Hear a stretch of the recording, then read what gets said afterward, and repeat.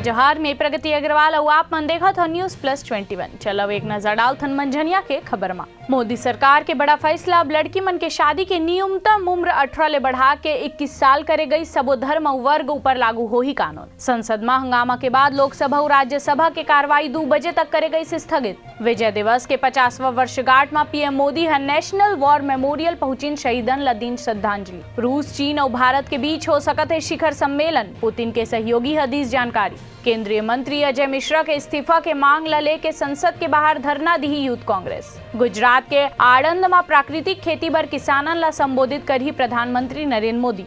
छत्तीसगढ़ में हुक्का बार चलाए में अब 3 साल तक हो ही सजा और 50,000 तक के जुर्माना। विधेयक सदन में हुई पास। छत्तीसगढ़ के गरियाबंद में सीआरपीएफ एएसआई ह गोली मार खुदकुशी करी। जांच में जुटिस पुलिस।